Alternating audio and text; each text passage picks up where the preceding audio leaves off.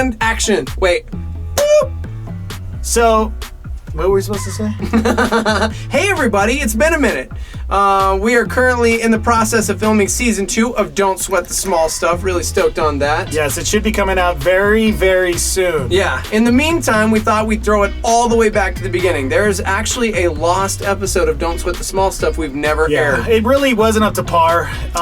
And it was really Stephen Christian's fault. He wasn't... bad guest. He wasn't on time. He was not very pretentious. His house was not prepared. He said he'd have his Anberlin hair, and it was kind of flat. Yes. Actually, if you look at the episode, truthfully, you'll notice at one point in the episode we lose Dex's camera angle because one of our windows just completely fogged over, and so we discovered this thing called Rainix. Exactly. So, but yeah, really, it's a learning experience, guys. Yeah, episode 1 really, really sucked, and we didn't even want to release it, but we're like, man, we haven't sent anything out in a while, so while we're in the process of filming season 2, we should show you guys this Stephen Christian guy, because he's a loser. Well, actually, because Anberlin's back together, and it's probably a good time to release it. He broke the news on our show, but it's a little dated because they're literally on tour right now. Yeah, that's the thing. We tried to do this episode so we could break the news that Anberlin is getting back together, and then we couldn't even air the episode because it was so bad. Yeah, it was really bad. But we'd like to share it with you. It's the lost episode with Stephen Christian.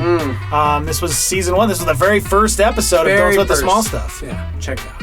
In a day and age where information is spread in a nanosecond, we are setting out to discover the uniqueness of our guests through the lost art of conversation, 140-degree temperatures, and robes.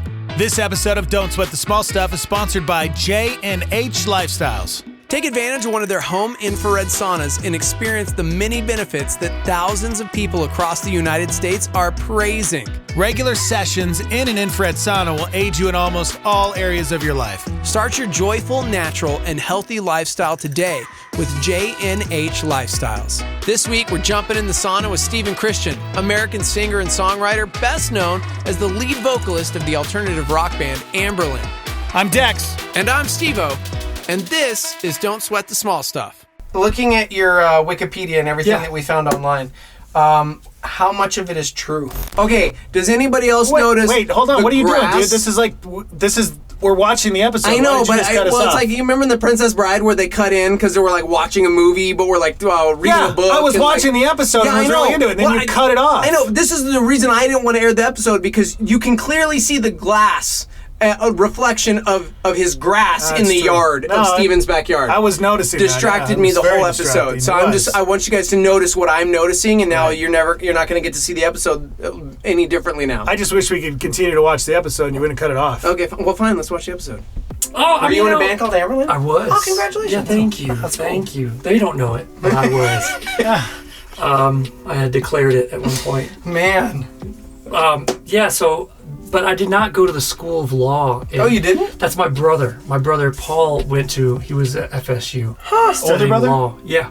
No, younger. 3 years. Your younger brother's more successful than you. Oh, That's absolutely. Cool. Wow. They're all more successful than me. That's great. That's fine. That's fine. I'm used to it. Hey man, don't sweat the small stuff. Oh, I see what you did there. Are we done here? Are we done? So wait. All of how many siblings do you have?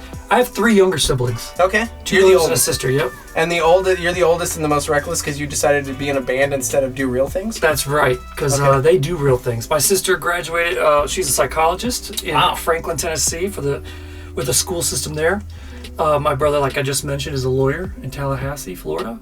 And my other brother fights China for, what is it, the NSF. Are you serious? Yeah. Wow. So, yeah. I mean, he's there on the defensive. What do you do again? Yeah, exactly. Wow. I do. Well, I did. I mean, if it makes. I don't want to pat myself on the back. Yeah. But I did get a participation award in my soccer team. Okay. When I was, that's nice. When I was 12. What does that say, Nico? It's not even. Wow. It's not even yours. But, wow. I had bought it. Hey, here's the thing. So does that count for it? On this show, you don't have to make anything up. So it's okay that you never actually participated in any sport of any kind. We see your body in here, It's okay. Yeah. It's okay. So we're getting real. I want to know, when you get married, do you stop trimming your ear hair? Yes. Yeah. That's what happens. Yeah. All right, so lead singer in Anberlin, you did that for how many years? We did that for 12 years. Wow. Yep, 2002 to 2014. Wow. And then called it a day Yep. because of life? Life, all of it. You know, like the simple fact is, like when we started out, there was a band that had sold 12,000 units. You know, which Yeah. is just back in my day, they're called CDs. Right. You know, they'd sold 12,000 CDs, and we were kids, but I remember thinking, like, what do they do with all that money? Right.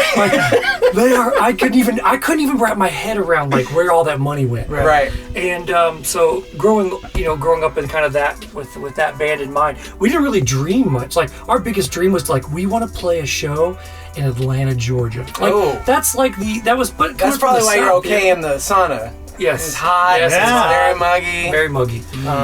But you know, like that's as far as we dreamt. So what I'm trying to say is, like, you know, we had reached it. You know, we had got to Atlanta, Georgia. You know, and so we never fathomed the next step. Like, no, if somebody right away would have been like, you're gonna tour the world and sell, you know, 1 million records, I'd be like, what? We couldn't even as a small town, you know, 27,000. You can't even dream that far. Right. So, all that to say, like, we'd accomplished everything we had set out to do, you know, even our wildest dreams that we could never have thought of. And then beyond that, like, we all started to have families, you know, and just realized that, like, you know, being on the road 7, 8, 9 months a year is just not conducive to real life. You know, you can have all the money in the world, but if you have nobody left to spend it on, you know, you can make the best, you know, go to the best places to make the best memories, but if you're not there to share it with those you love, at the end of the day, it's kind of all in vain. How much more financially is it to have your family be on the road with you guys? Oh my God. Would you guys not make any money at all? No, I mean, I'm sure how they would have worked it is probably said something like, sure, you can have your own bus, but you pay for your own bus. So it's about just for the bus and driver is $1,800 a day, and that doesn't really include gas or tip. So you're looking tip? Yeah, you got to tip You the gotta tip driver. them? Yeah. Do you also tip How when fast- you I mean, how take fast do you when wanna you get there? like get carry out? Like say you're going to a B-dubs or something and you pick it up and then there's like the little line for tip. Do you just stare at the person because you're like, I drove here? Yeah, I drove here. Like, do you tip though? No, I don't. Oh, wow. No. What? That's kind of messed up. You always tip. Yeah, So you should tip like when you go through McDonald's drive-through? Well, I mean, No, there's that's no different. line. There's Why? no line. Well, on you the don't tip receipt. fast food. Oh, You so don't so tip there fast food. is But a you do line? you tip Starbucks line, and that's kind of fast coffee food. So this is ridiculous. Anytime they give you the option to tip, you always tip. Yeah, if it says What? tip, you always tip. This is how he's worth $75 million. He's so frugal. We looked it up before. Yes. You know, this is the point is to find out who the human really is. So we found everything we could online about you ahead of time, and the internet says you're worth $75 million, which is great. So what's it like being one of 5 band members and having to split that equally? Is that how it works? Like, how does it work with bands as far as like money? Money, yeah, great. I don't. I mean, you were the songwriter, right? Right. Like you wrote most of the songs, So at least according to Wikipedia. I didn't make $75 million. You did No, I not. did not. You know, You had to split that 5 ways, or I how does know. that- It doesn't. Does the even- drummer even get anything? Because he just I think like it's a high five. Yeah. You know, a crisp You know what high I mean? five at the end So- of the show. So you're saying you're not a millionaire? I have never been a millionaire. and, Are you a I would- 100,000-aire? That's rude. Well, I mean, you don't have to answer anything. I mean, I'm just throwing it out there. it's getting warm in here. Yeah, it is. Because of the So questions. It's. I mean, I have a $1 trillion pinky ring. You know, if that $1 makes sense. trillion. I'm showing some. Are you sand. really taking? What are you doing? What's happening? It's so hot, guys. Oh, wow. It's so hot. All right. Go ahead. That is. Yeah. You uncomfortable? I feel like if I had 6. Do we need a re-white balance because of this body? Am I right? Huh. I feel like if I had 6 chest hairs, I'd either pluck them or. I was talking about that before. I was like, it's not really manly. I'd probably get rid of those. You'd things, probably yeah. okay. I don't know. You do you, Wow. man. It's kind of weird how they all cultivate like Thank you. Thank you. one little area. So okay, main songwriter in Anberlin. All right. I'm so distracted. So when writing, obviously it's like the highs, the lows, the everything. Yeah. What is the fondest memory you have that birthed the song? Oh yeah. I mean, yeah, that's great. I mean, it was probably early on. So basically, I had written Paper Thin Hymn, but it was not those lyrics and stuff like that. And Aaron Sprinkle was just, you know, basically just challenged me to like get out of here and go rewrite it. Yeah. The song's great, but your melodies, your lyrics lyrics, are bad. yeah, honestly, well, they just weren't. It just didn't fit. It just didn't make sense. And so I had taken off and just started walking the streets of Seattle. And just kind of like, not trying to like look for songwriting, but just kind of like what affected me, what has affected me in the past. And I've heard it said one time, write a song for one, you'll reach 1,000. Try to write a song for 1,000, you'll reach no one. Oh. So basically, if it's personal, it'll affect a lot of people because they can grasp on it. And Paper Thin Hymn, if you read the lyrics, you're just kind of like, none of that really makes sense. Yeah. It was all about my relationship with my grandmother who passed away, like just about how, like, who's going to drive you home? She called me every Sunday morning. You know what I'm saying? And I don't know how people like caught on to that, but apparently they gravitated to that. And that was kind of one of the first songs that kind of it was the biggest song up through the second record. Wow. Yeah. And so the fact, like me just walking the streets and just kind of sitting there reanalyzing my life, like what's affected me in my life, what are some of the greatest pinnacles or greatest defeats, and just losing her, it was just, it's kind of like, for me it was growing into a man, that was one of the first things that like, oh man, this is real life, I pulled up Paper Thin Hymn, and just to see what, is this song reaching people? Yeah. What are they saying about it? So I thought I would read some of the comments on this video. Yeah. Wow. These guys are a lot older than I was expecting. Oh man, that was from 2 years ago. 2 years ago. That was Paper Thin Hymn came out like. Well, they posted that 2 years ago. So they're discovering it now. Let's see. Guitar Hero, Warriors of Rock brought me here.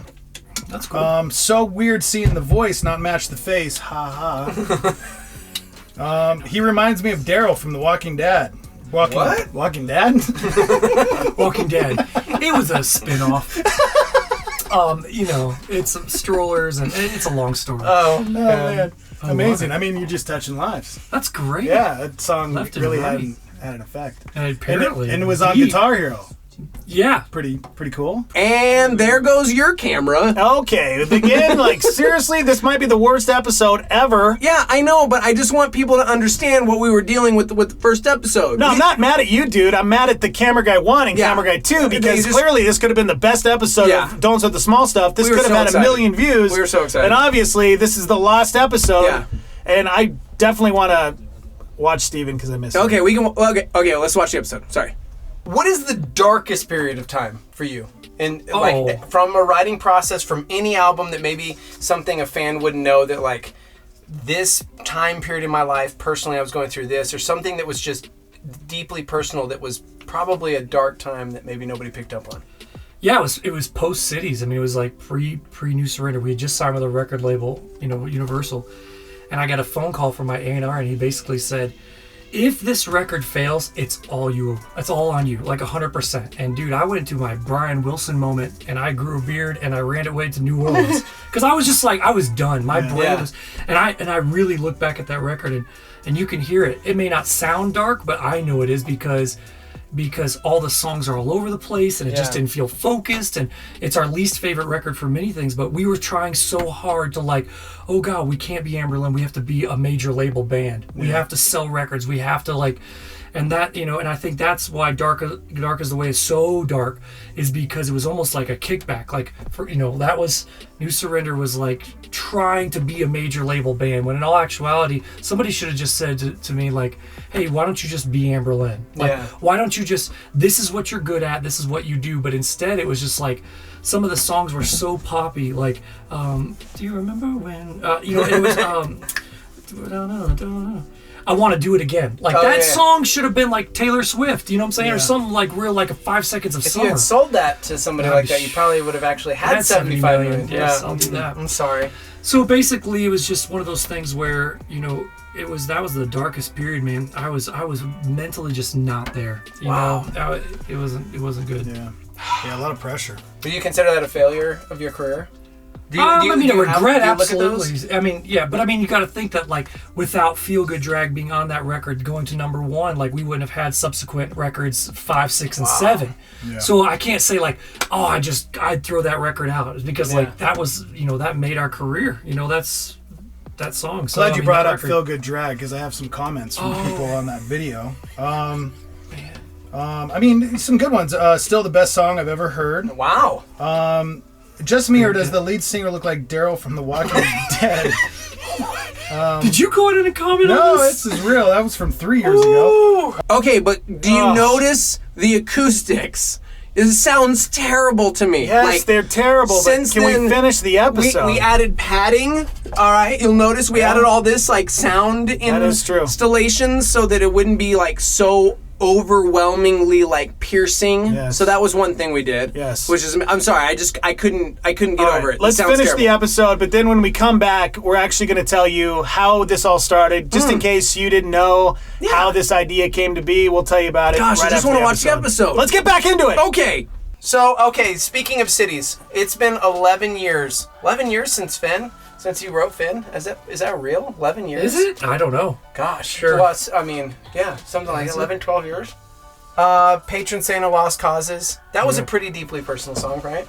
Absolutely. Yeah. What holds true 11 years later from that? No, I think it all holds true because those are personal experiences I went through. You know, I saw, kind of behind the curtain at a church, and it just kind of changed my life, and that's actually what, I'm a Christian. I believe in Jesus Christ, but I walked away from my faith from ages 16 to 18 just because I felt like all of it was fake. I just had some personal experiences where I was just kind of like, well, if this is faith, if this is religion, if this is the Holy Spirit, I don't want anything to do with it. Yeah. And so for me, it was like kind of venting to God. Finn was just venting to God, saying like, hey, it's pretty hard to find you through Christians. Yep. I mean, it is just tough, man. Like, and kind of just venting to him, just saying, I've heard it attributed to Gandhi. It wasn't. Somebody once said, Gandhi said, I'd be a Christian if it wasn't for the Christians, or something to that effect. Right. I like your Christ. I don't like your Christians. And so that's kind of what affected me, and that's why I came back to the faith, because I realized, oh wait, if I'm looking for Christ through Christians, I will never find him. But when you go down to like things like James, where it says this is pure religion, is to love widows and orphans, you realize like, oh no, it's much bigger than us, man. It is all about everyone else. It's about giving. It's about the ultimate sacrifice that Jesus Christ had by dying, and all this stuff. We just get to realize that anyway, faith can be found. Just please don't look at me. Are there songs that you look at now, all these years later, and go, gosh, if I had a time machine, can go back and tell myself either it's going to be okay, or slap myself and say, stop being a pansy, or like, what is it in your career? Are there moments that you're like, I wish I could go back and change this? Oh my God. I mean, yeah, I don't think there's an artist out there would just say like, everything I did was flawless. Taylor Swift, everything is flawless. Oh, that is true. She's flawless. Alexithymia, like that was a really great song, and then the chorus hit, and you're just like, well, that's a super big letdown. Like the 75% of New Surrender, I just like throw out. Wow. Lowborn was the laziest album I've ever written, probably because I was ready to be out of Anberlin, and I just kind of was just like, I half-assed it.